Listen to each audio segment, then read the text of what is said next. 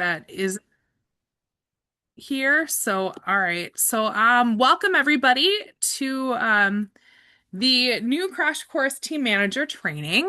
My name is Chrissy. I am a DI alum. This been doing this since I was 9, and I'm very excited to be here.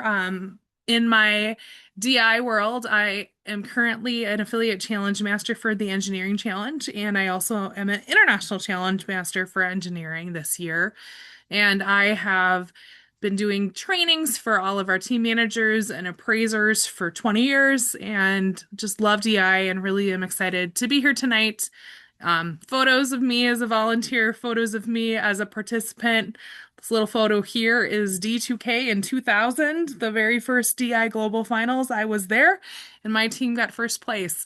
I always like to say that I've been on teams that have placed last at the regionals and teams that have been first at global finals. So if you're new and you're like, what is this? We don't know what we're doing.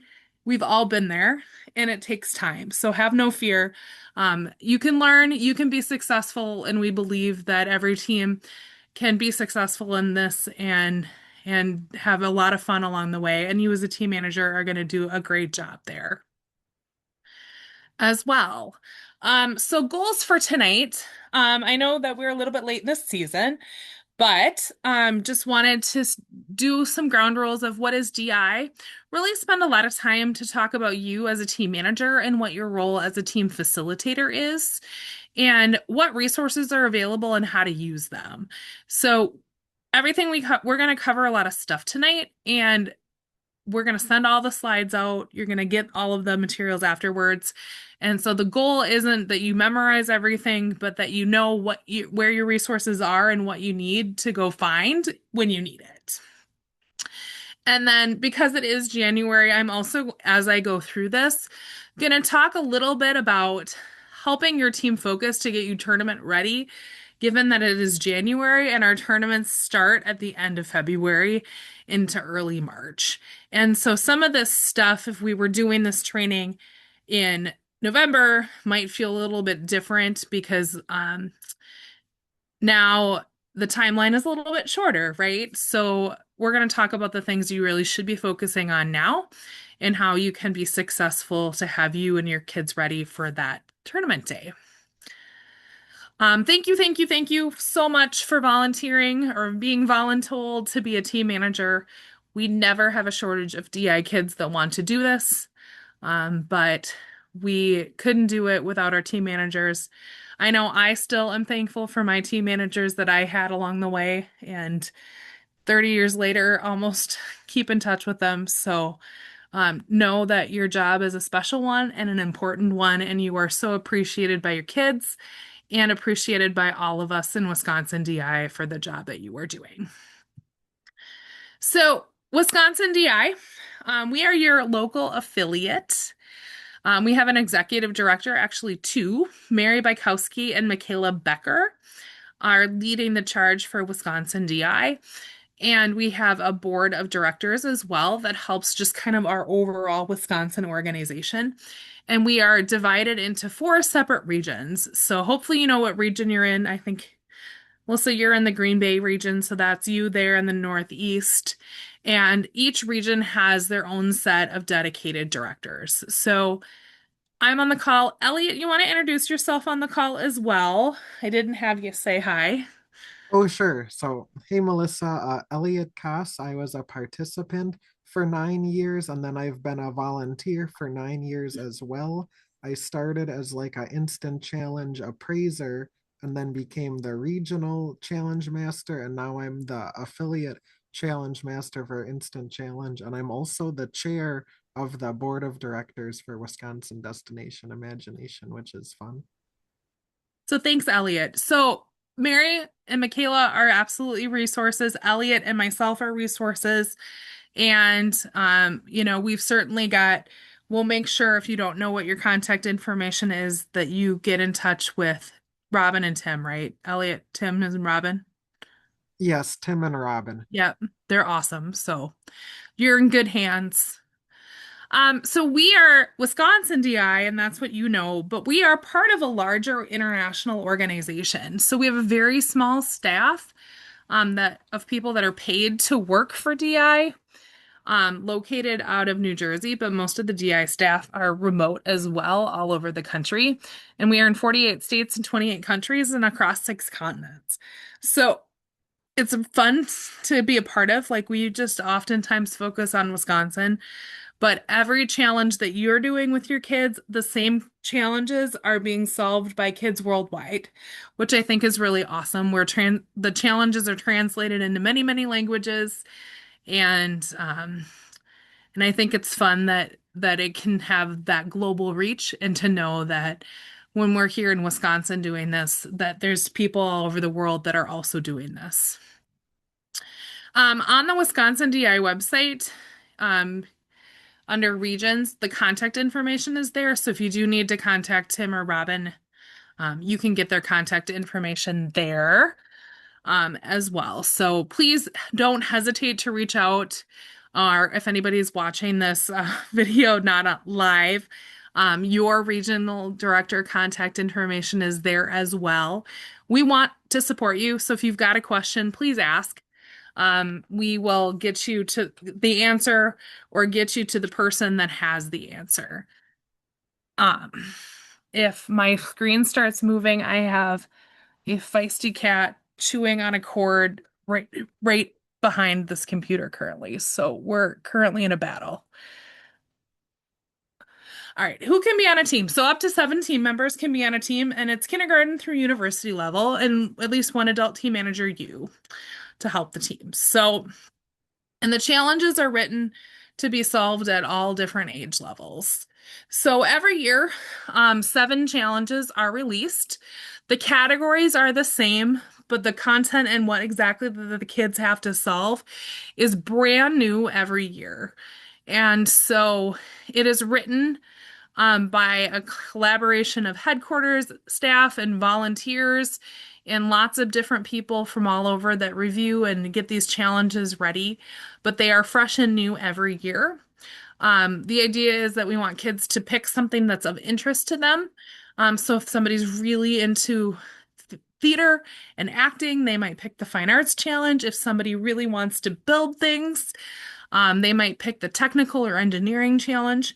But no matter what challenge they pick, there's always a performance aspect, and there's always then another core part of the challenge, oftentimes technical items and things like that as well, because we want the kids to really learn a lot along the way. And these challenges are written not expecting that kids are going to know how to do everything to solve these right away. They're meant to be a challenge, and we want them to learn and grow their skill set to be able to solve these challenges. When? So each season takes place during the school year. Some teams started back in August and September. Some teams are just now after the holidays really kicking it into gear. And that's okay. And everything culminates in a global finals tournament at the end of May in Kansas City. And our tournaments in Wisconsin and Minnesota DI is also part of us this year. At the Hudson tournament, we've got Minnesota teams coming to join us, starting at the end of February. So our first weekend here, February 28th, we have 2 tournaments, and then we have 2 more tournaments the first 2 weekends in March. So that's kind of when we talk about tournament ready and goals to tournament ready, these are the dates we really want in front of mind to make sure that we know that this is when the kids have to be ready to perform right away and have all of their stuff ready. Teams, when they come to tournament, are going to compete against other teams in their challenge and age group at the regional tournaments. So you may be in a room with elementary, middle, and high school teams, and the same appraisers may score all of those teams, but you're only going to be compared against those teams in your same age range. So just keep that in mind. And the top teams at each of our regional tournament will advance to the state level, which will be in April in Sun Prairie. And Elliot, do we know how many are advancing yet? or not yet until Uh, final registrations are in? not until final registrations are in, but it should be at least first and second place Yeah, before so we always know. first and second place in every challenge and level go on to state. Sometimes, if there's a challenge with a lot of teams in a certain level or a certain area, we may allow some other additional teams to go on. So that just all depends on the numbers. But you'll find that out as tournaments come, and that will be announced for sure at the tournaments, so that everybody knows what to expect there. Um, on tournament day itself, your teams are going to present twice. And so we'll talk more about this, but what you're working on now ahead of time, your team challenge, so what you're building all your props and your sets and all of your things for, well, you're going to get a scheduled time for that during the day. And then you're also going to get a scheduled time for the instant challenge portion where they go into a room and solve a challenge that they've never seen before. And that can be any time during the day. So as you're planning for those tournament days, you should be planning for your teams to be available for the entire day. It starts all day, and then at the end of the day, there is a closing and award ceremony that happens as well, which is always really nice if your team can stick around for that. Now, parents are absolutely welcome and encouraged to attend. Everybody can come and watch the team challenge presentation. So definitely when you get those schedules, which will come out a couple weeks before your tournament, let parents and grandparents and everybody know when that is so they can come and cheer their team on. The instant challenge portion is closed to the public. Just one team manager and the team are allowed in that instant challenge time. But so just for planning purposes, plan for the day.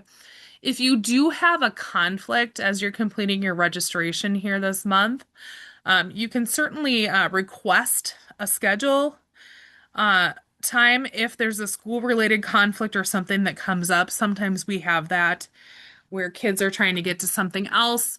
And so maybe both would be scheduled in the morning or as late in the day as possible. And then our lovely regional directors and teams do everything they possibly can to accommodate those requests. So just keep that in mind as well if you are looking at calendars and somebody pops up with something going on those days.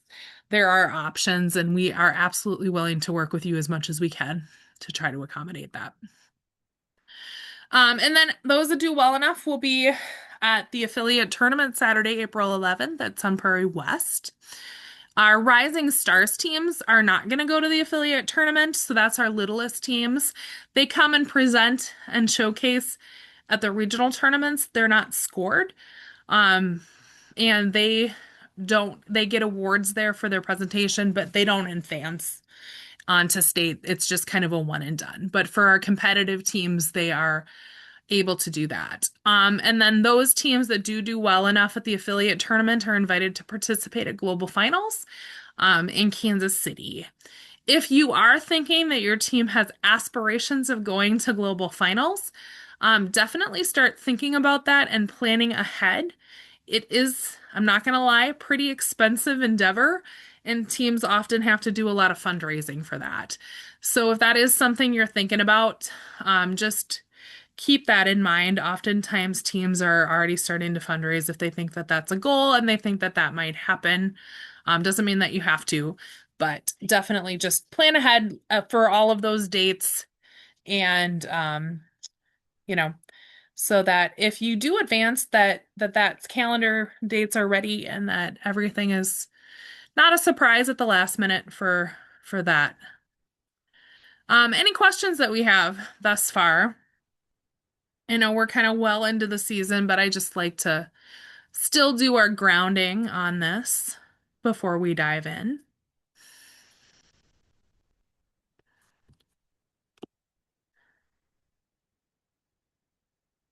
All right. Great. All right. So normally I would go into a little bit more of the DI pedagogy and all of that, but I really kind of today wanted to focus on the creative process and where we are now in the season and how we kind of move this forward.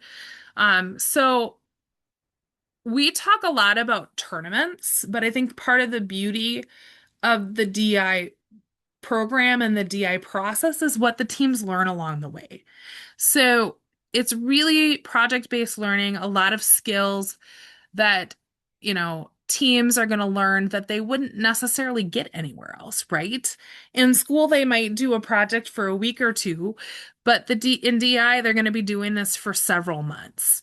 And so they need to learn how to do that, right? So the DI program and the creative process that we go through really teaches them how to um, recognize what it is that they have to do.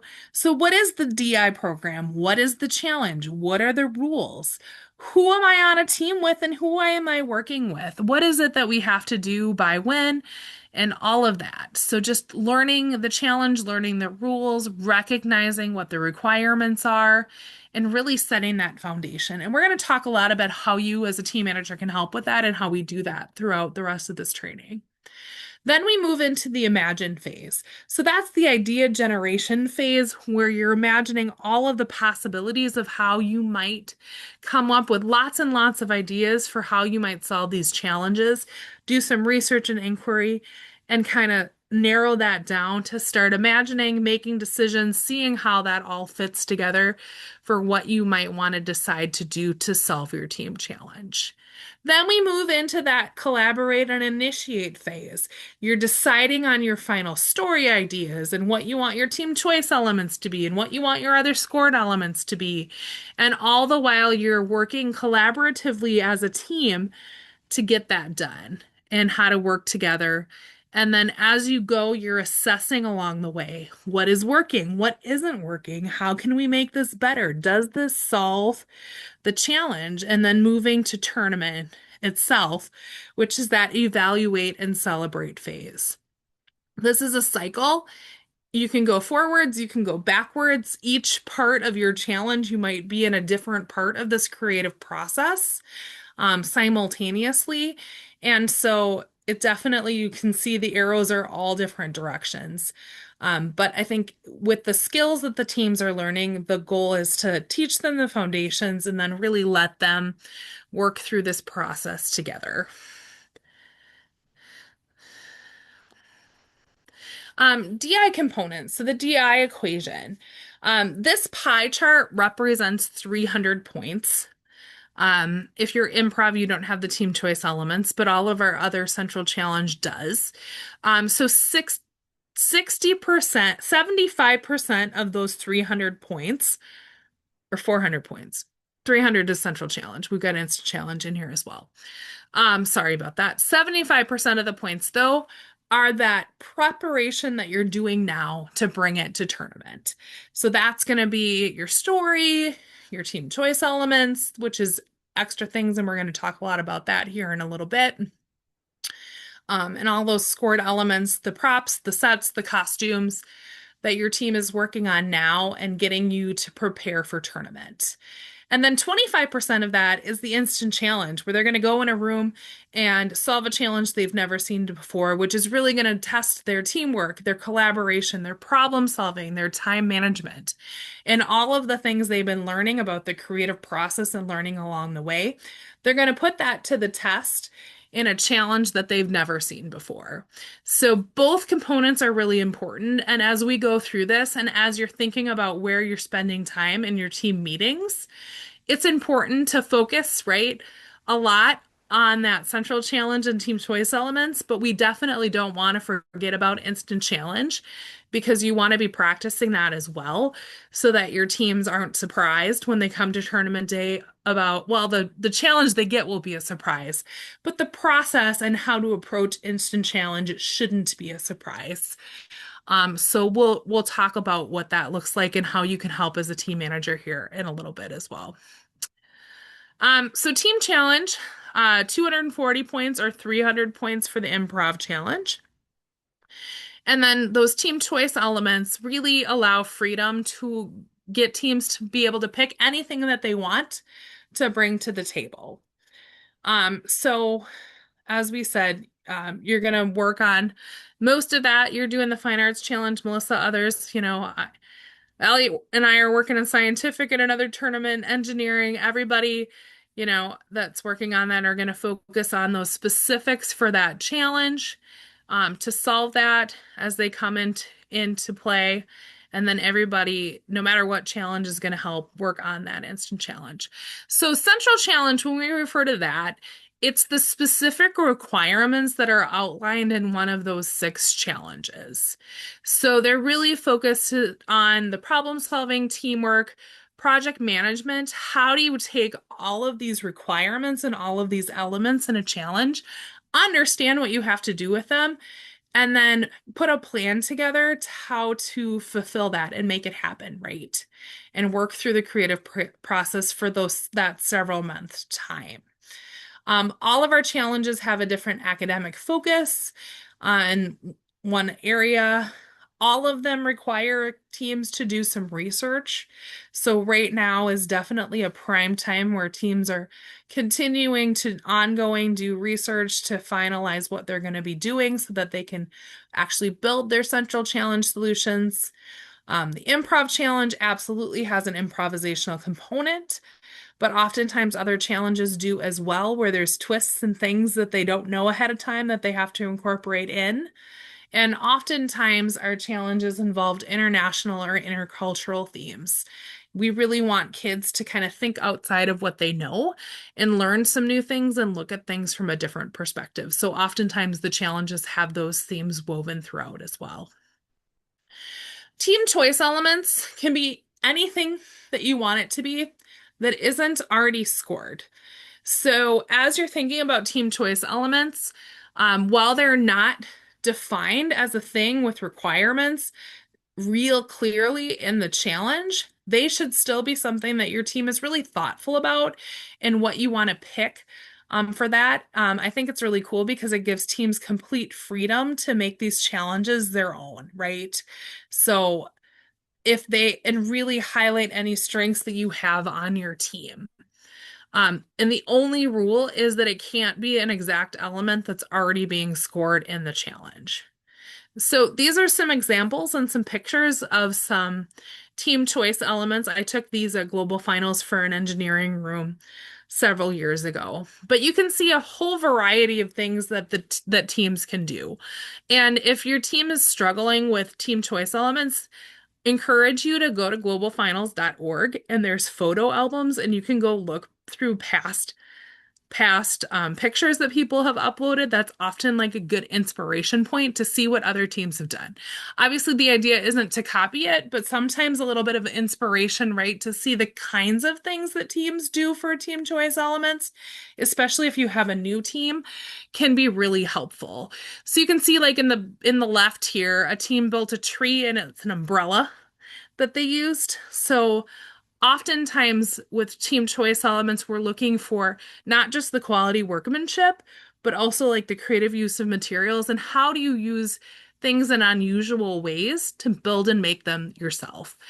We see a little girl here with a costume. Those are cupcake wrappers on her. She was a little bird. In the bottom middle, you see that they used cups and bowls. So it's a cardboard background. So you don't need elaborate backgrounds, but you can see just by different materials and colors and shapes and bringing that out to 3D, right? With just paper and cups and things like that. They made a really creative background that really stood out more than if you just had painted. There's nothing wrong with paint flat on a background, but they were able to kind of make it multi-dimensional by using common things around. So that's something that teams might not think of unless they see some inspiration for there. Obviously, you don't want to tell them that they have to do that, but that is something that teams can also play with. The bottom right was actually a Wisconsin high school team. That's all wine corks. So they got a winery to donate wine corks, and then they found different shades of the wine corks and built that tree. They won global finals that year. It was really awesome. And that was a high school team. But you can kind of see, right? It doesn't have to be elaborate things, but it could be costumes, it could be sets, it could be things that are tangible. It could also be a song or a dance, or if somebody plays a musical instrument, they could play an instrument. It's really up to the kids, but it should be something that they're excited about and it should be something that really showcases what they like to do and helps bring that uniqueness of the kids and the team to the table as part of that challenge. And then the last part is instant challenge. So this is that challenge that it's 5 to 8 minutes, so it's really short. But it's gonna really put their teamwork to the test and help their time management skills, strategies, how well they can use materials, and lots of things here. Instant challenges can really be anything that the writers can dream up with. These are all written by volunteers. A whole group of volunteers writes the challenges and then they get together um, in person and do all the challenges and work through it and rewrite them and really have a lot of thought. So you might walk in and have a performance-based challenge. And if that was the case, it might have some props. So there might be some things in the room that your team has to incorporate into it. It might not have any props. It might be total improv. It could be imaginary props where they have a hat and a rope and a trumpet and things written down, and then they have to pretend that they're using those props and work those into it.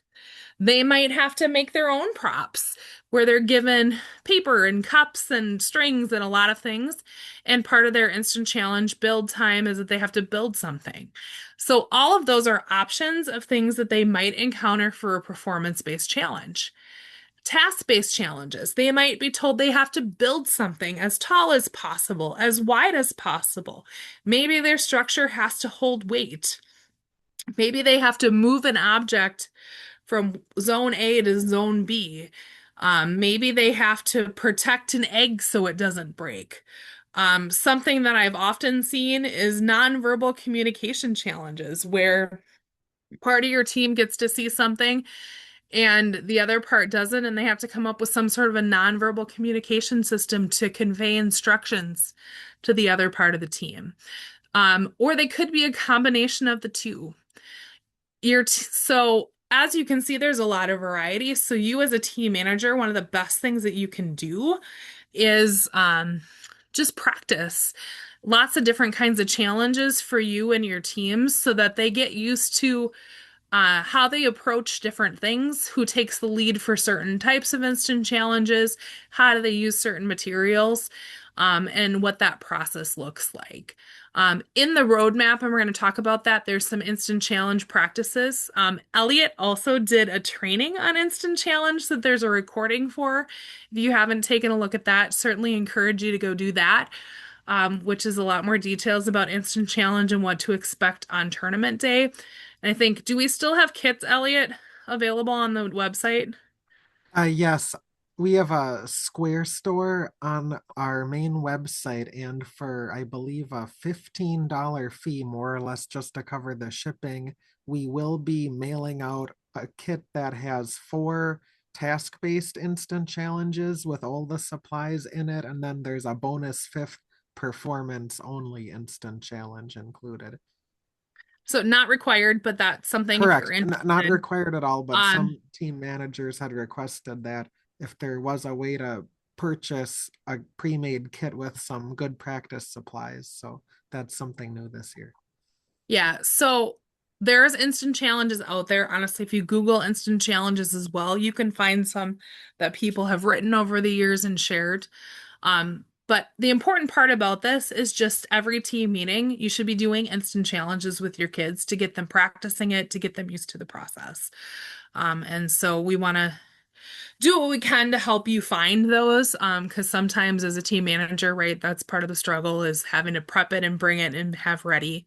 But we encourage you to, think about that and make sure that every team meeting you're doing an instant challenge, because that's really good to get them used to that for tournament day.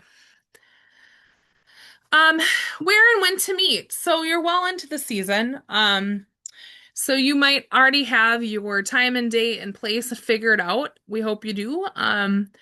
But keep in mind, especially as we get to tournament time, meeting days and times should fit your schedule.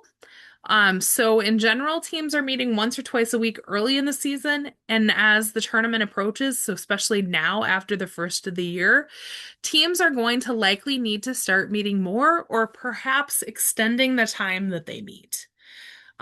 So definitely you know your kids. If they have a really short attention span and they lose focus after an hour, you might want to meet more often for shorter meeting times. If you have kids that are really getting into it, especially as they're starting to build props and sets and things like that, you might want to start extending those meeting times.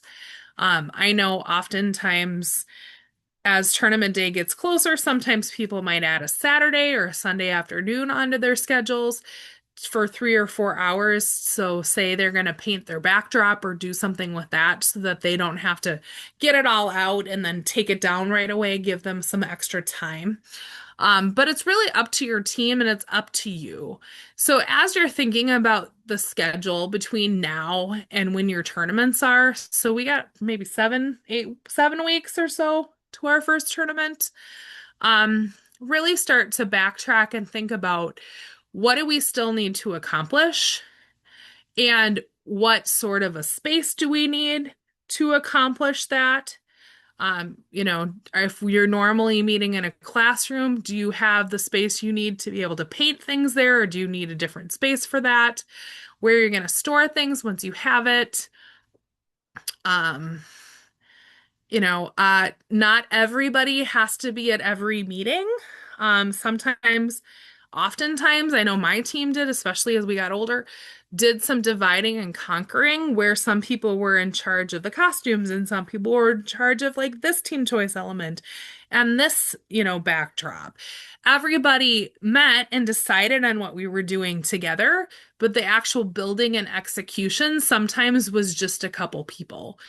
So it's certainly okay, as you're thinking about your timing and what you have to get done and how you're going to meet, if, a team member or two get together either with you or with a parent and somebody else, whatever works, and like works on their projects outside of your team meetings as well. So it's really what works for you, what makes sense for your team, and what is needed to kind of accomplish their goals to get to tournament time. Um, it is absolutely okay too to do remote collaboration, script writing, Google Docs if you're finalizing scripts. Certainly encourage a Google Doc that you can get in and share that so that team members from home can like look at that and maybe review it. I know we're on Zoom here today. You can have free Zoom accounts or Google Meet accounts where you can virtually talk about things if somebody needs some collaboration between your team meetings. So your team, obviously, the best option is really to work together and be together, especially doing those instant challenges and things. But if somebody is working independently at home and they need to collaborate with somebody else or have a question, talk about how they might phone a friend or talk to somebody else, if they're doing that and get stuck, to be able to keep things moving. Recognizing that it is sometimes hard to get all bodies in one place at the same time for more than maybe your set meeting once a week or whatever cadence you're working at. I know my team did a lot of independent work at home. We had a lot of people in sports, and so we met multiple times a week, but not every single person on our team was always at the meetings. Granted, this was high school, so we were a little more independent, but so we did sometimes just meet with whoever could be there, but then every Sunday afternoon we'd meet and every single person was there. So that was kind of our one day a week that we were able to meet with everybody. But you as a team manager, it needs to work for you. But definitely share that with your kids, share it with your parents. Um, get a Google Calendar so that everybody knows what they're doing and when and where you're meeting, so that everybody can have that schedule. And if there are conflicts and you haven't done it already, make sure that you know what people's travel time is, when your spring breaks are, what that all looks like, if there's any meetings that people can't be at. Take some time and really plan out. I would definitely encourage that to get and while virtual is great, sometimes physical calendars are nice because you can count days and count weeks. I would probably, if I was a team manager with a team right now, get a physical calendar out and really look at the weeks, circle tournament time, and really think about where you're at, what you want to accomplish still, and what our plan is, and make sure that you've got any conflicts on there or days you can't meet and things like that, so that you can be as clear as you can and be as ready as you can before tournament day. And if you do have a space that you can be in on an ongoing basis, having that visible up on the wall, I think is also really awesome, especially when you're down to the last couple months, in the last couple weeks, because sometimes out of sight, out of mind, um, is hard. But if it's visible there, that can sometimes help people get focused. And also, maybe not Elliot as much. Elliot and I collaborate a lot, and he is very much more of the do things ahead of time than I am. I am and was the DI kid that was doing things and changing things the night before the tournament. Um, so if your team is doing that, know that that is very common. Or you might have kids on your team, right, that are really prepared and want everything done ahead of time, and other kids might be last minute. Both are fine. Um, there's not a right or a wrong way. Just be mindful of when the deadline is, and when push comes to shove, they'll be ready. They'll present something, and it'll be fine. Questions.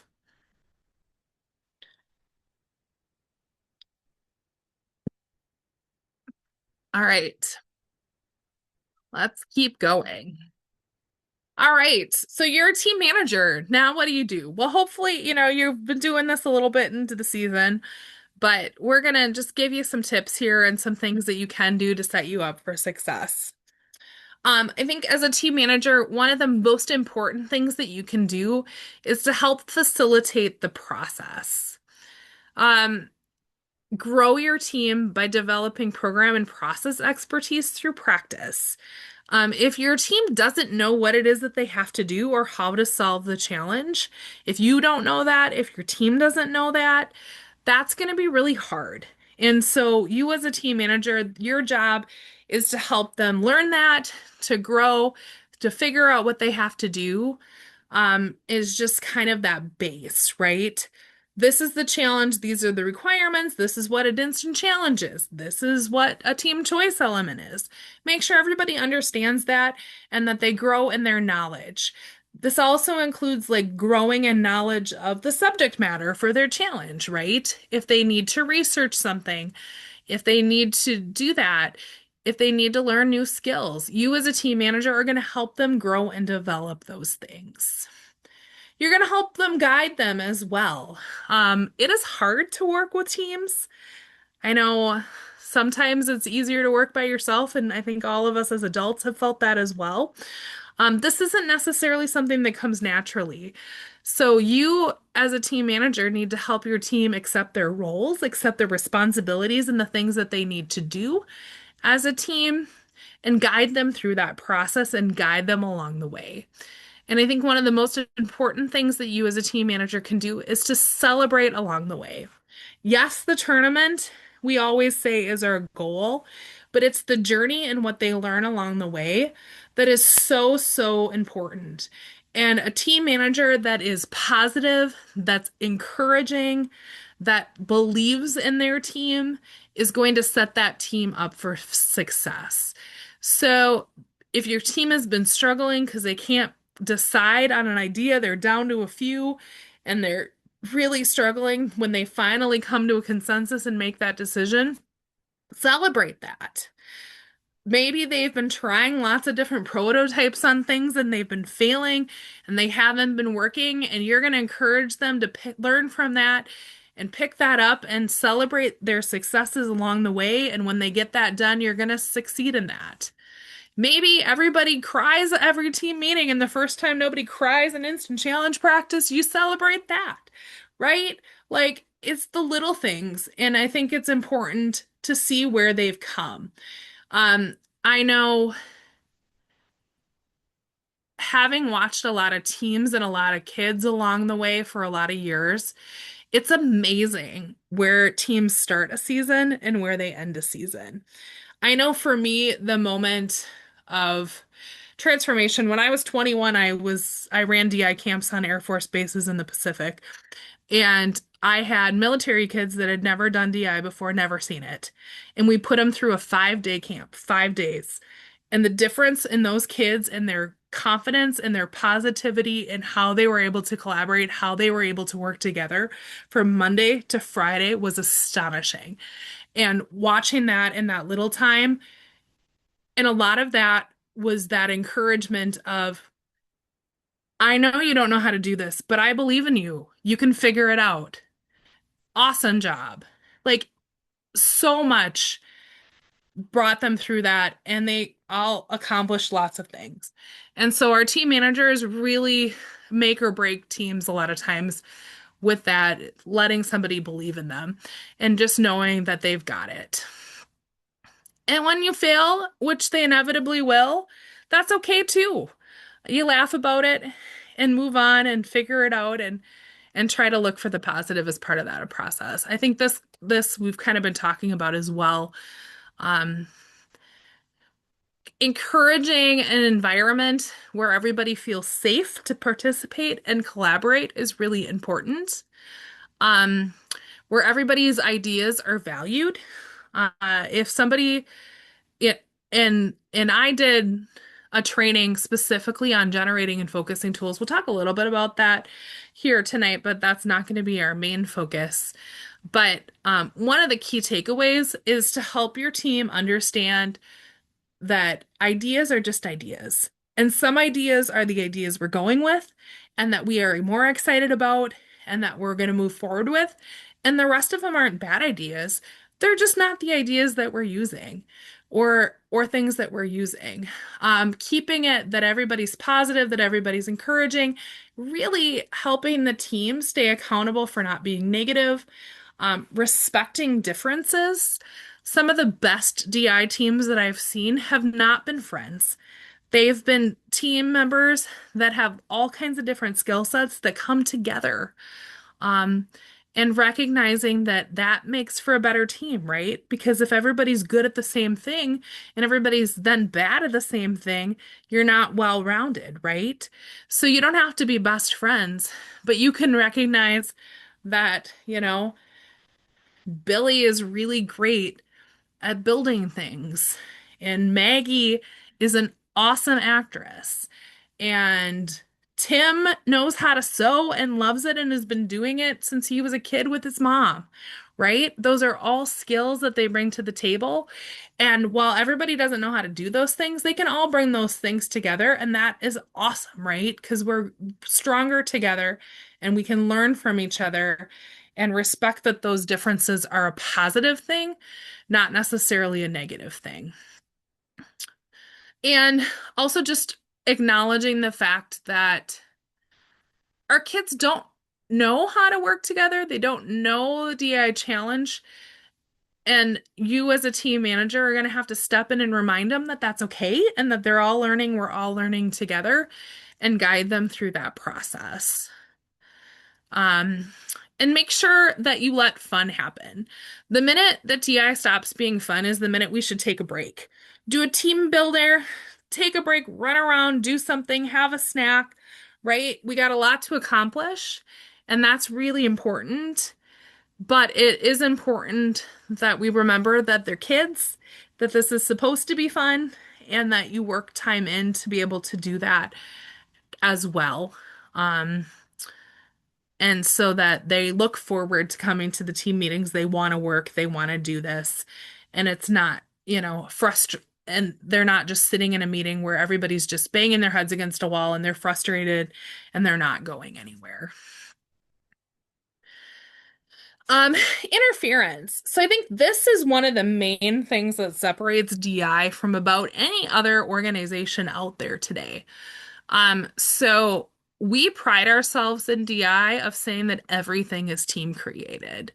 So the interference triangle itself. So as a team manager, your job is to build a really strong foundation, right? You help that team solve the challenge, the rules of the road. You're going to help them build and gain skills. But then it's the team's job to apply all of that and be the ones to actually come up with their solution.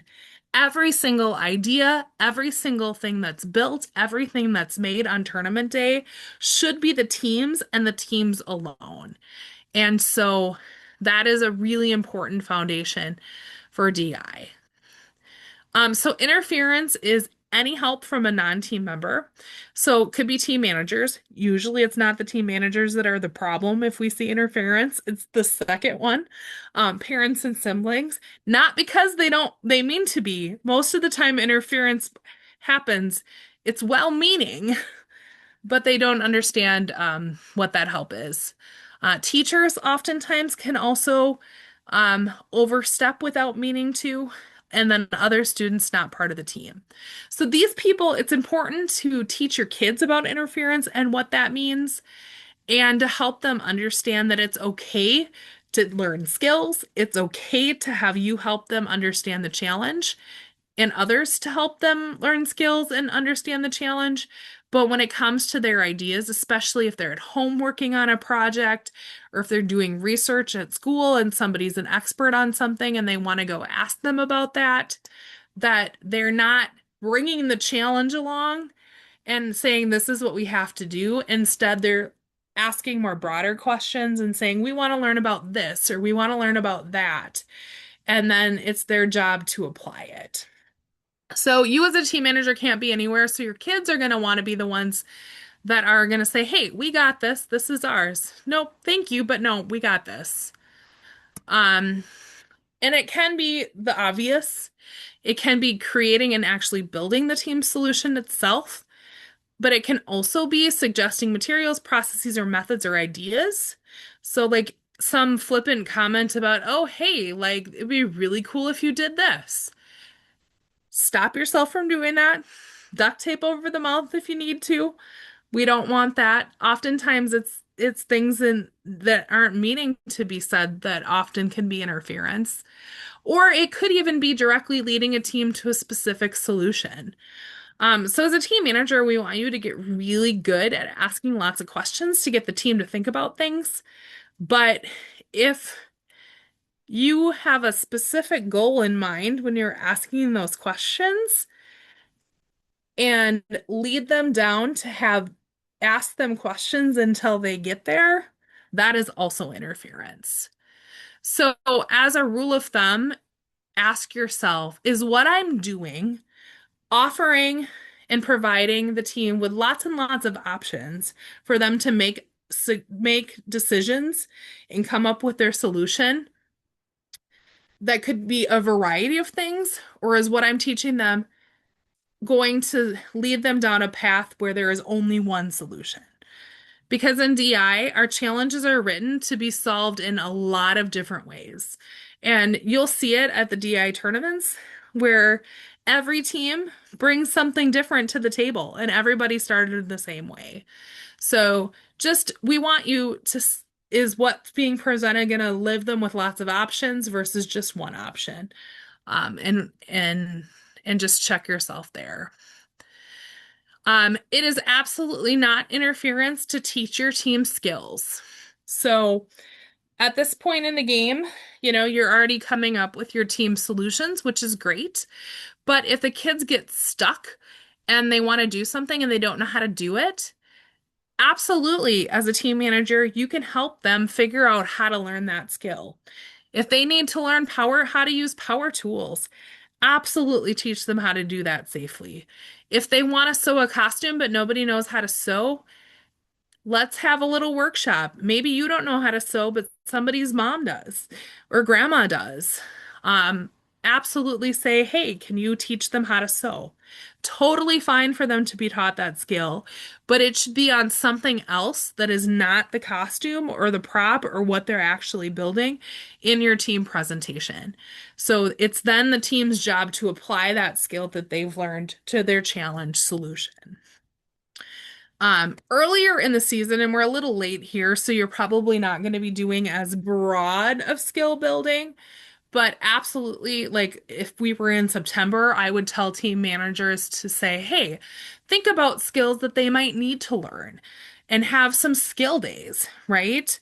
Where you teach people about tools. You look at different ways to fasten things together. You look at hinges, you look at nails, you look at screws, you look at lots of different things. How do you build a backdrop? How do you make a costume? What makes a great script? And looking at those fundamentals. And if you do that before the team has ever started generating ideas, you absolutely won't interfere. But you still can absolutely teach skills now. You just have to be really mindful that you're doing it separate from the project that they're trying to actually solve for tournament. And then they're taking that and moving it in. Instant challenge practice, there's no interference in instant challenge practice. So I always tell team managers that if your team is struggling with something, find an instant challenge that, you know, maybe hits on some of those same themes. And then you can do that instant challenge and afterwards talk about it. And you, as a team manager, can help encourage them and talk about what they might have done differently or might have worked better in that instant challenge. And then what you hope the little bells go off and they say, oh, we could apply this to our story, or we could apply this to our backdrop, or we could apply this to our structure. And then they learn those skills and transfer that over. Um, so definitely okay to bring all of that to the table. And then the challenge and the rules. So definitely understanding these is really important. It is absolutely not interference to make sure that the team understands what the challenge requirements are. And for you as a team manager, if you are watching your team come up with a solution that is way over here, the challenge is here and they're here, and you don't think it's meeting the challenge, to have them come back and really analyze and make sure that they understand what the challenge is saying so that they are set up for success. And if you read the challenge, you read the requirements, and things are not clear, and you're seeing some gray areas, you still have time to write in for a team clarification. And we'll talk about how you do that here in a minute. But if you get stuck, you can actually write to the international challenge masters of your challenge and ask questions, and they'll answer them. I'm doing that right now as the engineering ICM. We've been answering several questions a day from teams, and I love it because it's there. And that's a process that's available to you and your team if they are stuck on something. And then, definitely remember that the team solution is theirs alone. Um, and that should be a matter of pride for them, that everything that they've done and nobody else did it for them. Um, the Declaration of Independence is something when you fill out your tournament data forms, every team is going to have to swear to a statement that everything that they did in their challenge, they did themselves. And so you're going to declare that they've done everything in their solution for the team challenge portion.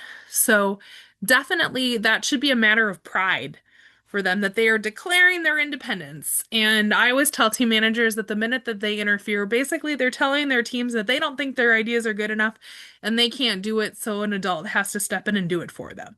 That is completely not what we want to do in DI. So you'll walk through this and you'll have to declare on your online forms that everything you did yourself. There's also a portion of the Declaration of Independence that's for instant challenge.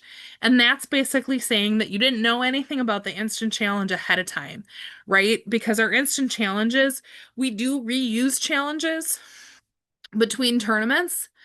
There's a pool of challenges that are released. And so when you go into Instant Challenge, you'll have to have a pledge that says, we promise not to say or do or talk about anything we've done here until after Global Finals. And that's because we don't want another team having an advantage of knowing that. And so part of the Declaration of Independence is that your team is acknowledging that they haven't heard anything about the challenge that they're about to do. So we talked about lots of things, and we've kind of been talking about this as well. But just a nice summary slide. As a team manager, absolutely provide those learning opportunities for the team. And you don't have to be the only one that does that. Your parents, your teachers, the drama club, Home Depot, like they love it at Home Depot if you show up and they want to help you with your projects. Just make sure you're not too specific because they'll want to know exactly what you're doing. But if you wanted them to come and teach you about different kinds of PVC connectors and pipes, they would love it if you came in and did a little challenge or a little blurb on that, especially if it wasn't, busy weekend day. They're there to help. So you can get creative in who's available for skill teaching as well. Absolutely use instant challenges and team builders effectively. If your team's struggling, you can come up with something or write something yourself. Nothing says you can't write your own instant challenge to be real specific about what you have to solve. Teach your team and your parents about interference. Page 44 of the roadmap, we'll talk more about this a little bit later, has an interference contract that allows you to just kind of have your team sign, your parents sign, and you sign that says everybody understands about interference. So definitely worth that conversation if you haven't already had that. And then as a team manager, definitely get used to asking a lot of questions, right? If something didn't work, get them to think about, well, why didn't it work? What do you think you could change or do better? If you're coming up with ideas, making sure that everybody's suggestions are included. If you don't know how to do this, where could we find some more information about this? Pushing them to continue to improve. All of those questions and all of those things are going to help them think and how keep them moving forward in the process. So these are some examples of where you might see interference and what you as a team manager could do instead. So the top one, parent helping with a project at home. So if you see something, I would definitely encourage you as a team manager, if teams are doing homework and bringing that back in, you will start to get to know, right, what your kids are capable of and how they do things and learn things. Asking questions about what they're bringing from home. Oh, how did you do that? How did you come up with that idea? How did you build that? We as appraisers do that. And if interference has happened, kids don't lie. And so it breaks our heart when we hear, oh, my dad did that, or my dad made that. And sometimes the team manager doesn't even know that that happened. So you as a team manager could absolutely nip that before the tournament if you are having stuff being built at home to ask some open-ended questions about it. And if you are seeing parents that just want to be helpful, think about how they can share those skills with the team instead or help bring stuff in for an instant challenge and kind of channel that helpfulness into ways that you want it to be helpful. Interference might be a manager telling a team member where to stand during script practice. You're not going to do that and you're not going to tell them that, but instead you could record their performance on a phone and play it back for them. And then they could see what you see and hopefully fix those problems. Demonstrating how to do a skill on a team's actual prop. Instead, demonstrate that skill on something else and then have the team apply that and do it themselves. Tournament day is oftentimes as well that we see unintended interference in the hallways when building things in prop storage. Sometimes props break, so adult fixing a prop at the tournament. So it is absolutely not interference for your parents to help carry things. But if something breaks or something needs to be put together or something needs to be repaired, the team and the kids need to do that themselves. The adults need to not. And so, as a team manager, one of the things that you could do is help come up with a fix-it kit and kind of brainstorm ahead of time ways that they could fix things if something happened so that those adults aren't doing that. And then also just do a quick reminder for parents about not interfering on tournament day. The other danger zone is the bathroom at tournaments. As an official, I hate it when I see moms doing makeup or hair in the bathroom for their kids. Um, it may not be for their exact challenge, but as an official, it looks bad. And so also just kind of encourage your parents to be hands off with that kind of stuff because they're just so used to it, right? Like, oh, here, let me do that for you. That they don't even think about that that's interference. So just talking through those kind of scenarios as well, can be helpful.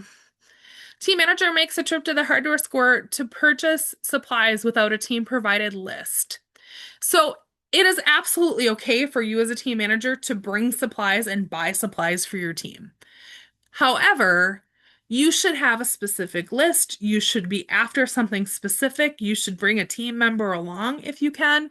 What we don't want you to do is inadvertently be making decisions for your team. So say a team is building a structure and they are building something and they say they want glue. Well, the kid thinks they want Elmer's glue because that's the only kind of glue they've ever used. But you as a team manager know that like model airplane glue or super glue might be stronger, so you make that choice and bring that back to the team. Well, the team might have come to that conclusion themselves, but you don't know because you didn't ask if they meant Elmer's glue or if they meant super glue. So you've now made a choice that could steer them in a certain direction and be interfering, not even meaning to. So having those conversations ahead of time to think about exactly what they're after and what they're going to use it for and how they want to use it can really help you not accidentally interfere. The last one is also, I think, an important one. So, team manager that we see, oftentimes, if we see interference at the tournament, it's because a parent stepped in to cut a board because they felt that something was unsafe. It is not always your job as a team manager to stop an unsafe situation from happening. So, if you have team members and unsafe ideas, you don't think they can use power tools safely, it is your job as a team manager to help teach them how to do it safely or find a way to do it safely. Maybe it's not a really elaborate mitered corner, but maybe you teach them how to use a basic saw instead. It might take longer, it might not look as good, but if that's the way that they can do it safely, that's the way that they should be doing it. Um, It is absolutely a tip and it's in the rules of the road, but like places like Home Depot or Menards that cut boards to size as part of a service that they offer to everybody, it is not interference for you to buy a board and say, I want this cut to 4 feet.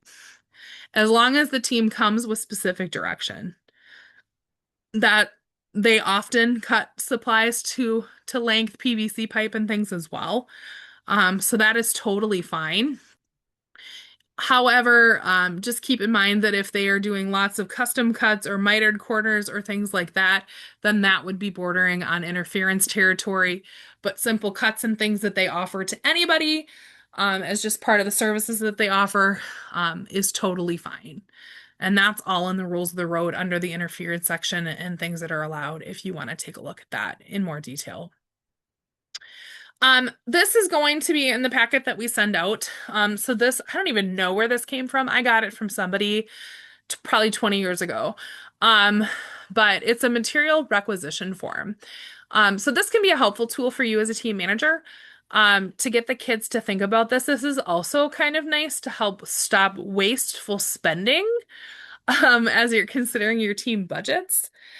So what do they need? What size? What color? What cost estimate? To have them do some research ahead of time. When do they need it? Where are they going to buy it? If they don't have this, what else could we use? How are we going to use it? Let's draw it. To get your kids thinking about, right, that everything has a cost and materials are finite, and what do we actually need and what are we going to use it for? And then if you as a team manager went with this form to a store and picked something up, you'd be armed for success and the risk of interfering would be eliminated, or, so you don't have to worry about that. So we'll share that, but something that definitely could be a useful tool for you to have for your team. And then this is that interference contract that I was talking about. Questions?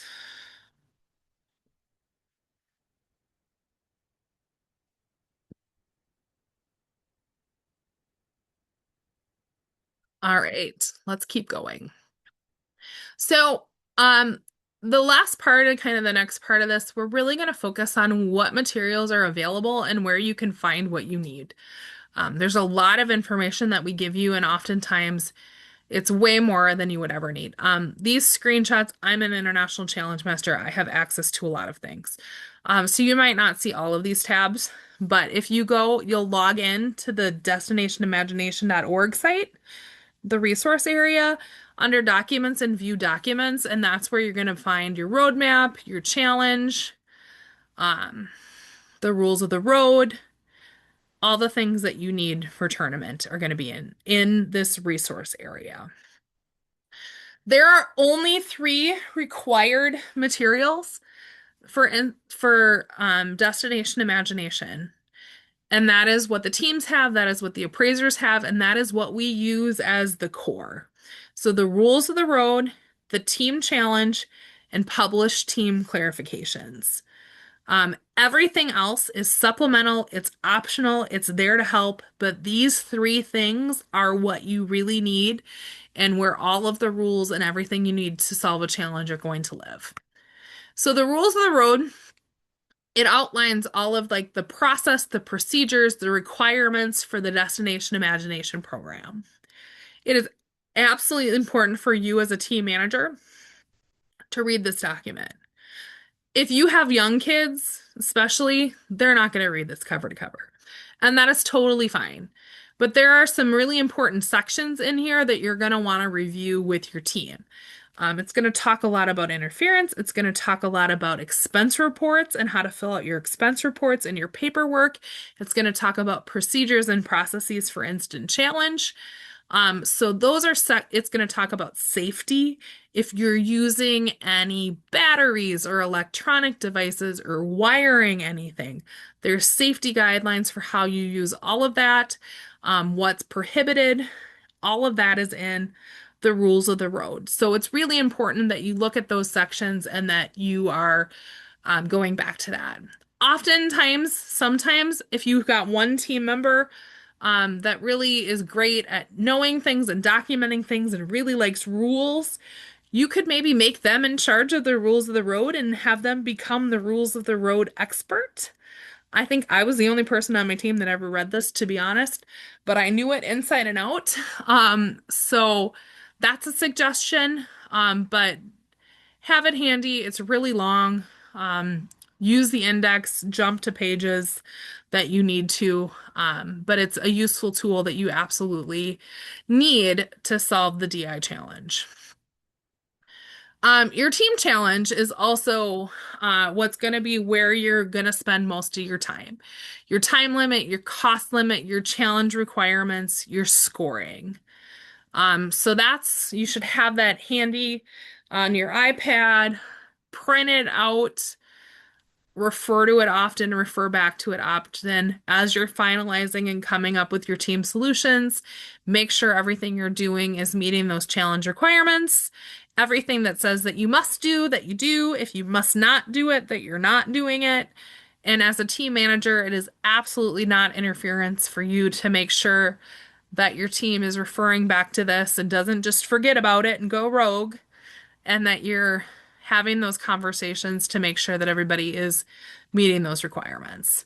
Now, at the end of the day, if they decide they don't want to do it, it's their challenge and that's okay. But it's never interference for you as a team manager to remind them that it's there and that they should be referring back to it.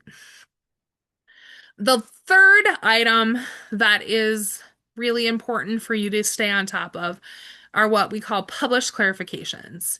So, if there's a lot of questions that the International Challenge Masters are getting about the same thing, or they think that something is unclear in the challenge, they might issue a published clarification. And this supersedes the rules of the road and the team challenge and any team challenge clarifications. Usually it's just trying to, if there's something gray in the challenge or something wrong in the challenge, they're just clarifying that. There's generally not very many out there. I know engineering has one because we published one. All it did was add zone numbers to a diagram so that wasn't materially changing the challenge, but still important for appraisers and teams to know that zone 1 starts here and 10 is here. And we realized that was missing from the challenge, so we issued a published clarification. So make sure that you're going under teams and clarifications and just checking to see if there are any published clarifications for your challenge. So just a thing to check, and they can be issued all the way up through tournament time. So typically they don't like to issue them super late, but it has happened. Everything else that is available, and we're going to walk through these, is optional and supporting. So there's a training library with lots of great videos that you can watch as a team manager. We'll talk about team clarifications, the roadmap, other people that you can have as resources. They're all there to support you. So under my account, you can visit trainings. You should have received an email from training at destinationimagination.org or from Chris Beisel, is the training director for DI. There's lots of great team manager trainings out here that you can watch that cover things from expense reports to keeping to team choice elements to interference. There's a training for every challenge. There's some really good modules around project management. So if you haven't checked that out, definitely encourage you to watch these videos. Don't be worried if you think some of these say that they take a long time. A lot of them are self-paced and they can take as little time or as much time as you want them to be. So oftentimes the estimated time on these is longer than it's actually going to take you to complete them. But definitely encourage you to take a look at the trainings if you haven't.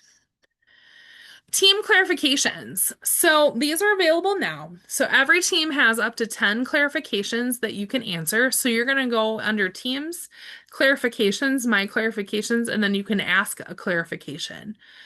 These go directly to the International Challenge Masters. You as a team manager are going to have to be the one to submit these because they'll be under your account, but you should absolutely involve your team in that process. You have to up to 10, and the deadline for this is January 31st. A few things to keep in mind. One, we really encourage you to use this. No question's a bad question. If you've got a question, you should ask. Two, we can't validate team solutions that we haven't seen. So if you're doing our team is doing this, is that allowed? You may not get a very clear response because unless we see it and we see it working or in action, sometimes it's really hard if you get really specific about whether or not something is allowed. But what they're going to do is they're going to reference sections of the challenge. They're going to help you just make sure that you're understanding the rules. You certainly could provide examples for, hey, we're thinking about this based on this challenge. Just know that if you likely will get a yes or no or and often caveated with we can't validate a solution we haven't seen. But still, feel free to ask. Just be mindful that if it's super specific, you may not the ICMs might not be able to help you with that. Um, but if you are confused by a rule, they can absolutely help clarify that.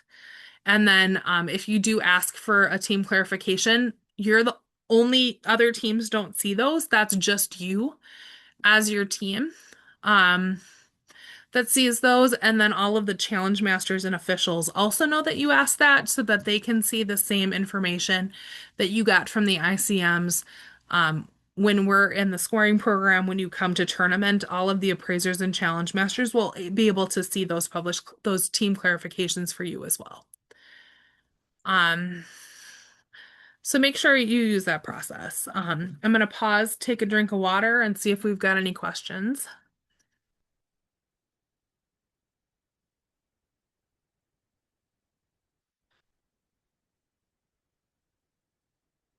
All right, keep going. The roadmap. All right.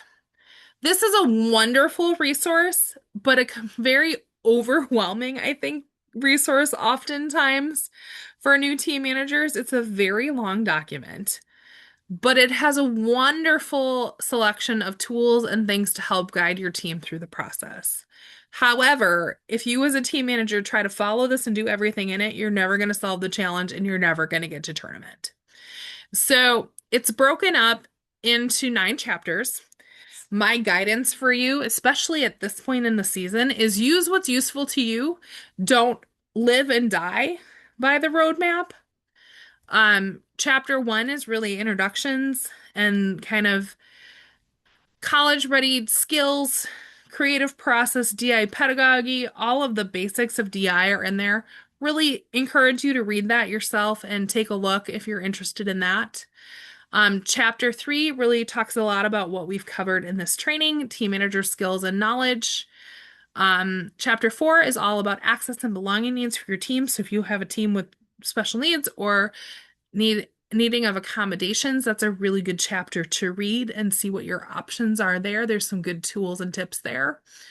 And then chapter 5 through the end are really focusing around how do you dive in and solve your challenge, your instant challenge, how to breaking down team meetings, creative and critical processing skills. I did an entire webinar on chapter 7 a couple weeks ago. So definitely if you want to watch versus read, encourage you to go take a look for that as well. Chapter 8 is all about teamwork, which is really good. And then chapter 9 is all about project management and project plans. So definitely use the index, jump to what you need, and know that there's lots of great tools in here. There's practice instant challenges, there's team builders, there's lots of great stuff for you. I just want to highlight a few things that I think are really good, useful things that you might want to pull out of the roadmap. So in chapter 2, I think this is a really great tool with your teams. So it's a challenge requirements identification worksheet. So you can work through this with your team. If they're young, you might want to do it together. If they're older, they could probably do it themselves. You take a scored element and you write down all of the things that must be included in that challenge element, if there's anything that must not be included, and where are the points coming from. I think it's a really good exercise. Even if you've already started solving your challenge, I think this is really great to do because it's a quick guide to make sure, as a check, as you're coming up with ideas, that you're actually solving the challenge and that you're actually focusing on what the appraisers are going to score as part of that element. That's going to really maximize your best opportunity for success there. Not required. You certainly could do this in other ways, but I like this worksheet. Chapter 5. Certainly feel free to read the other chapters, but I think this chapter is also really useful. However, if you do, especially given the time, you're probably not going to follow all of your meeting agendas at this point. But there's planning team meetings, there's team benchmark discussions, there's sample meeting agendas for how you might facilitate. So if you as a team manager are kind of struggling around how to facilitate and structure and set up your meetings and what you're going to accomplish, this chapter is really good for that. You can print things off, you can have a plan. Absolutely, I encourage you to have a plan for every time you're meeting and set goals for every meeting you're having. That way, you as a team manager feels like you're moving forward and you're setting your team up for success. And that way, your team is feeling like they're progressing and getting ready for tournament as well. So, you don't need to be formal in the sense that you're emailing out an agenda before your meeting. But definitely at least talk about it with your team and say, hey, so next time where our goals are, and kind of plan for the next meeting in your meeting and say, hey, we want to accomplish X, Y, and Z next time. Think about this for the next time, or these are things that we need to make sure we bring for next time. Just kind of plan on that. Make sure that you're working time in for instant challenges, that you're taking time to reflect, and that you are scheduling enough time as you're working through this to accomplish what you need to do in your team meeting, right? So if you need to paint sets or backdrops, you might need some more time, right? Or a different space than if you're working on a script. So just kind of think about that. But definitely you don't have to use this, but it can be a good idea generation for you as a team manager to help structure your meetings. I think at this point, one of the best things that you can do with your team is to set realistic goals about what needs to get done and what they need to be accomplishing. Staying focused on the scored elements is probably the easiest way to do that. Know where your points are, and in general, things that are worth more points, you should have more focus time than things that are worth less points. And,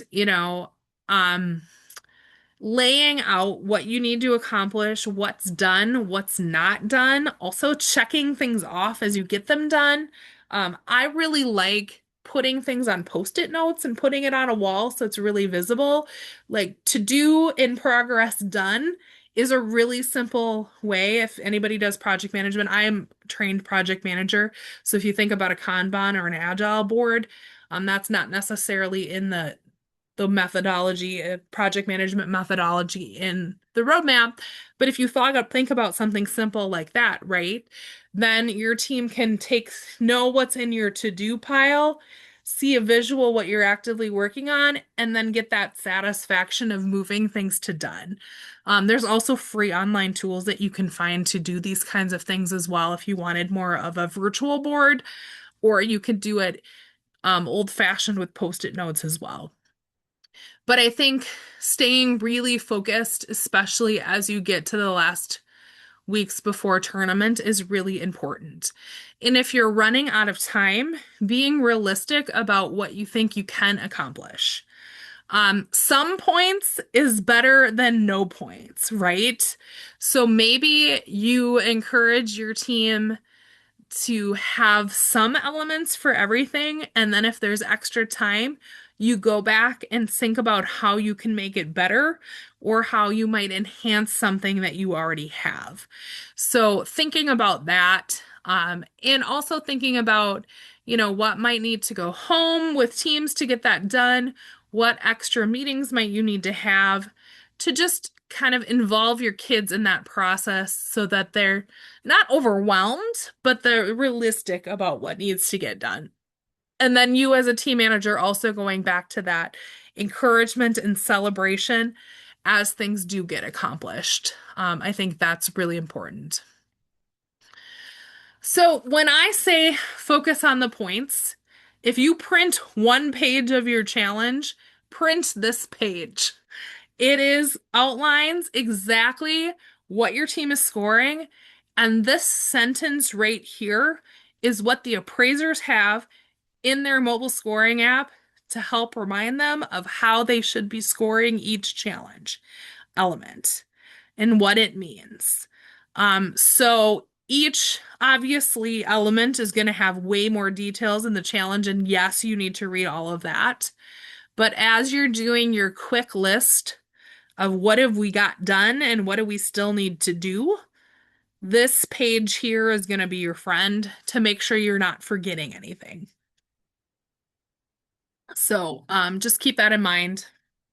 And the language here, as you're reflecting to make sure that you, when you do have something done, to make sure you think it's how well it solves the challenge is really important. Next Sunday, I'm actually going to do a tournament prep webinar as well that I encourage you to attend. And we're going to talk about rubrics and we're going to talk about scoring. So if you're interested in that, I'm going to talk all about that and how we score and what we do and what the appraisers are looking for. So a little bit more on that next at the next session as well. And that will be recorded if you can't come live. Reflection. Take time to reflect at the every end of every meeting. I know that this is often hard to do, right? Your kids have been there, they're getting squirrely, everybody's ready to go. But take 10 minutes, take 5 minutes, just take a minute to bring everybody back together after you've cleaned stuff up at the end of the meeting. Reflect. How did it go? What did we do? Ask some questions, help them grow, help them reflect, plan for the next section, and just make sure that you're all doing this along the way. You can do this as you go in team meetings as well, like after an instant challenge, you might want to reflect, but definitely encourage you to just take a minute before everybody's out the door to just kind of regroup and make sure you've got a plan for the next week and everybody's just doing a little bit of a check-in. It's also sometimes good to do a reflection check-in when people come in, like thumbs up, thumbs down, how you doing, smiley face, frowny face, where are they at? The beginning of a meeting might help you as a team manager just kind of reflect on where they're starting, where they're ending, and just kind of see where they're at. So lots of ways you can do this, no right or wrong way. But this is in the roadmap of just questions that you can be thinking about and asking your team as you facilitate this process. Chapter 6 of the roadmap, all things instant challenge. Definitely take some time to go through this and think about this. It is really important when you're doing instant challenges that you understand the procedures, and when you're practicing in the same way that they're going to be given an instant challenge at the tournament. That way, it's not an anxiety-ridden, scary thing, right? Because they're going to walk into the instant challenge room and know what that looks like. So definitely encourage you to take a look at this chapter of the roadmap. If you haven't, watch Elliot's webinar that we have posted. And one of the things I think is my favorite thing in the roadmap on Instant Challenge is team roles for Instant Challenge, which I think is really awesome. So it's just a way to help your team go in and just kind of figure out how to approach it and to make sure everybody has a job, right? So somebody might be the task manager where they're overall in charge of the challenge. Somebody might be the performance manager. If it's a performance-based challenge, you know they're going to take the lead on that challenge. Somebody's the timekeeper. So you're not allowed to have a watch or a phone to know how much time has elapsed, but an instant challenge, you can absolutely ask the appraisers how much time is left. So that should be somebody's job to ask how much time is left. Materials manager. So you're going to be given a very finite amount of stuff. You don't want everybody just free for all grabbing it. You want a plan. So making sure somebody that's job is to look at those materials and make sure that they're being used thoughtfully. If you only have 3 mailing labels, that you're rationing them out and not using them all at once, that you're not forgetting about something that you have that you're not using. So make that somebody's job. The score master. So you're going to be given a physical copy of the instant challenge. So just like I pulled up that scoring sheet of what you're going to be scored on, an instant challenge, look at where the points are and make sure you're solving all of those elements And if you're running out of time, making sure that you're focusing on the most important areas. And then have other team members that are flex players. Um, Teams should ultimately decide for themselves what roles they're most comfortable with the different types of challenges, but it is absolutely not interference if you as a team manager wanted to write some team roles on some note cards and mix them up and then every for some of the practices, have people rotate and do different roles to see who's best at each role and give everybody an opportunity to kind of practice this. And then you can have a conversation about what their plan is. Um, for like, if they get a performance-based challenge, this is what we want our roles to be. If we get a task-based challenge, this is what we want our roles to be, right? Because again, embracing differences, everybody's going to be good at different things. And so, making sure that you're thinking about this. Also, if you have a really bossy child, maybe you make sure that the quiet kid gets to be the task manager strategically for an instant challenge practice or two. And the bossy child is maybe the timekeeper or, the score man, like flex that around as well to give people an opportunity to try different things so that you don't just have the same person leading everything all the time and then reflect on how that went. So some things that you could try as a team manager as part of instant challenge practice.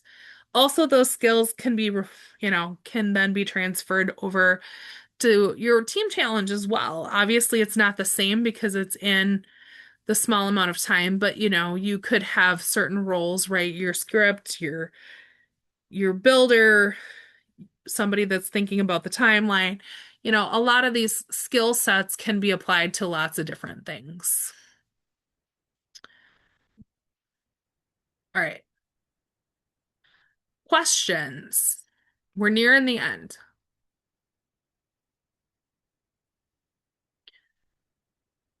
All right. Chapter 7 of the roadmap. So this is all about creative and critical thinking skills. It's tools that you as a team manager can use with your team to help with the idea generation process and then focusing those ideas down and helping them make decisions about what they're going to do to actually solve the challenge. So a few things I want to highlight now. Like I said, I did an entire training on this. I love this stuff, but we just aren't going to have time to get into all of it right now. But some things that you can try. There's a race for fluency. I am going to talk a little bit about that here on the next slide. Decision-making matrix, right? Maybe that you take some time to say, all right, who's going to be in charge and who's responsible for making these types of decisions? And if we can't agree, what are we going to do? Maybe we vote. Maybe we have to get to consensus. Maybe somebody has ultimate authority for making final decisions for the story. Have a conversation with your team.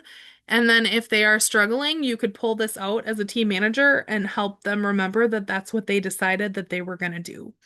But these tools are things that you should have in your back pocket if your team is stuck to help get them through certain things. One of the things I think that's fun, especially as you're doing it quickly as part of your team meetings, it helps you with idea generation, both in instant challenge and in your team challenges, is to do some fluency building and warm-ups. So helps them get focused, gets them all together. It's just kind of fun. Fluency is really just generating lots of ideas quickly.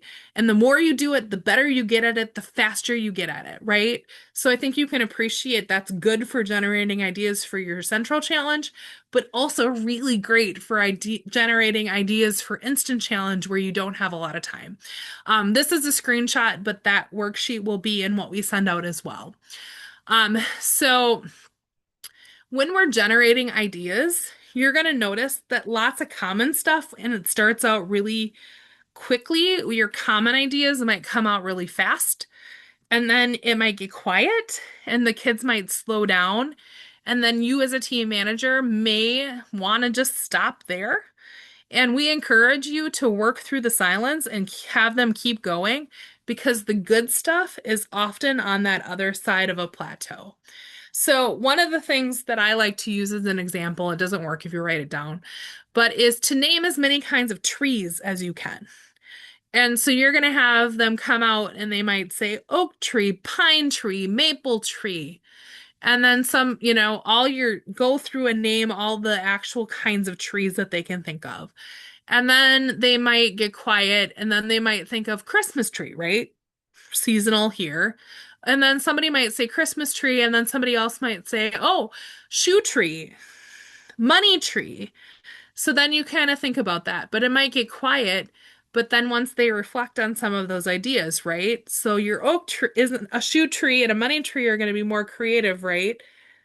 Than an oak tree. And then they might sit and think a little bit more and say tree, tree, tree. Well, what about symmetry? What about geometry? We didn't spell tree, T-R-E-E. We just said tree. So what if it's spelled a different way, right?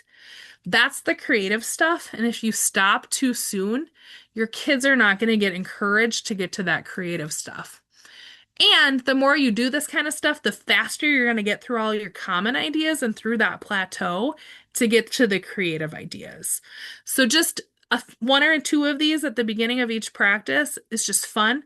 And then actually even some teams I know do things like this before they go into Instant Challenge at a tournament for just some warm-ups that they can do as well.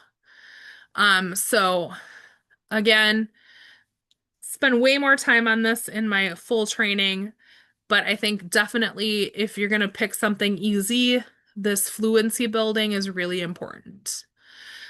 There's lots of other tools here that are very simple things like post-it note brainstorms, mix and match matrix where you make a grid, you go down and name 10 heroes, name 10 villains that don't go together, name 10 conflicts, name 10 settings, name 10 humors, funny things that might happen in a story, and then you pick numbers 1 through 10 you generate, like put them in a hat and pull them out, and then you start pulling things together that wouldn't necessarily go together.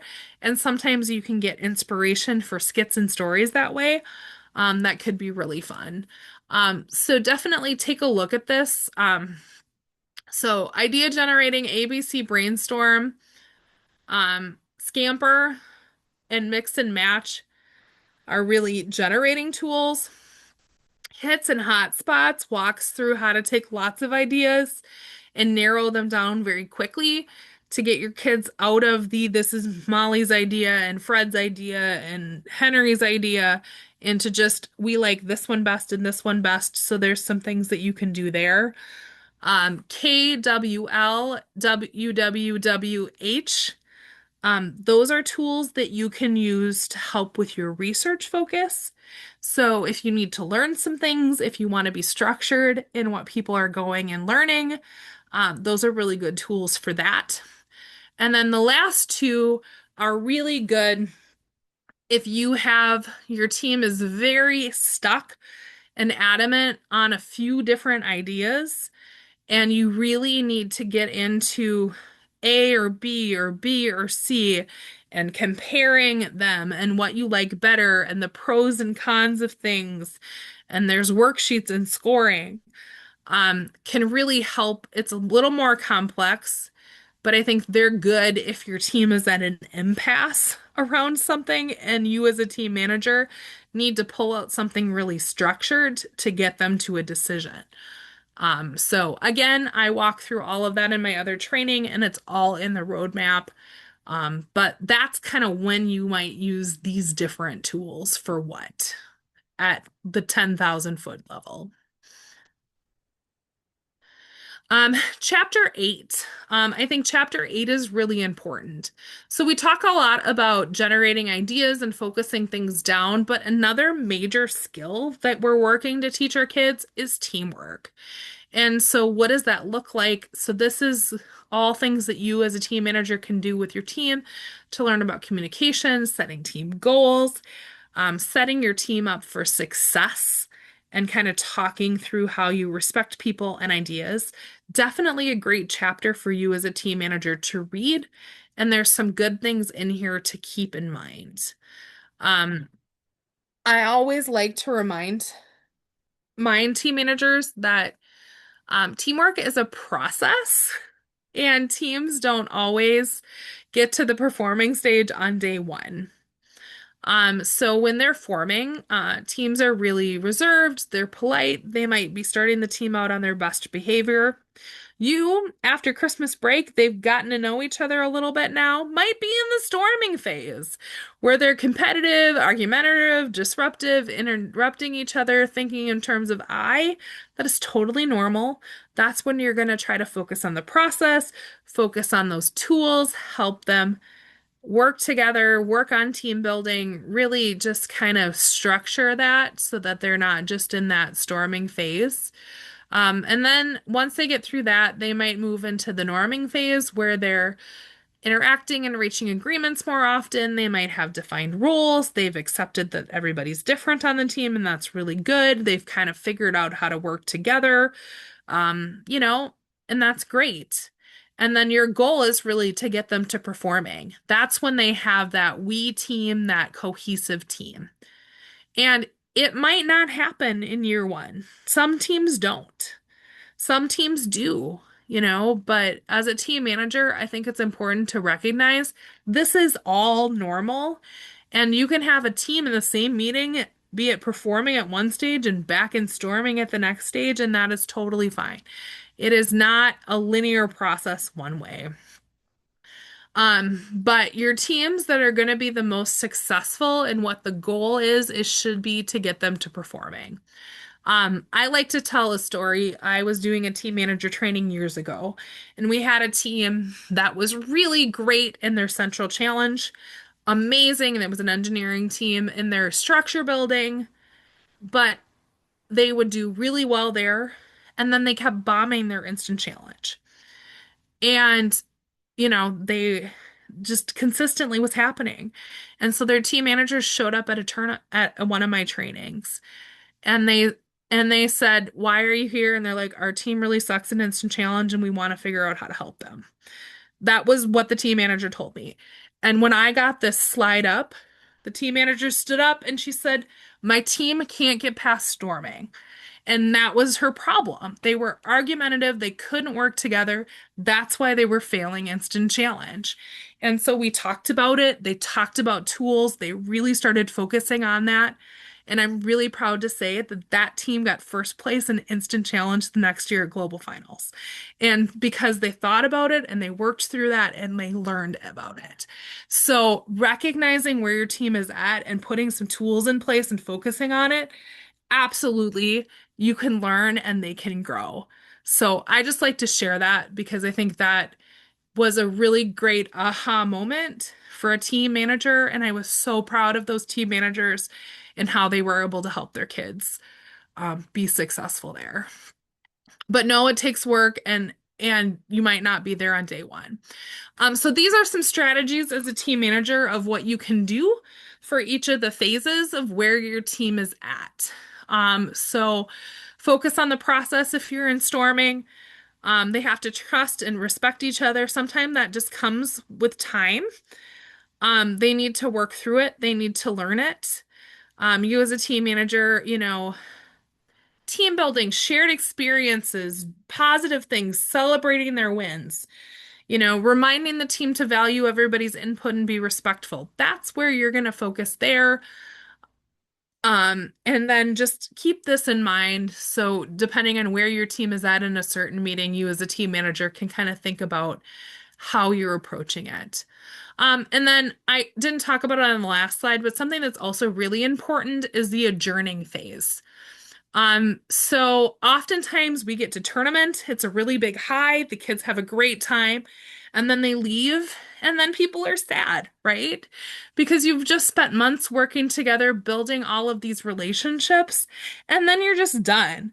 So you as a team manager don't want to just drop them like they're hot and move on with your life, right? You want to focus on the celebration. If you can have a pizza party or a get together after the tournament, reflect, talk about what they've learned through the season, focus on the things that made you really proud, where they started, where they were at, no matter how they scored competitively. It's really important for you to have that. and reflect on the season, especially if you're hoping that you're going to do this again next year.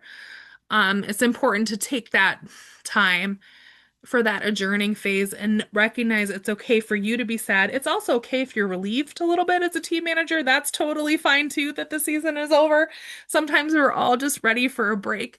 Um, but to take time to acknowledge those feelings and to bring that closure together for your team as well.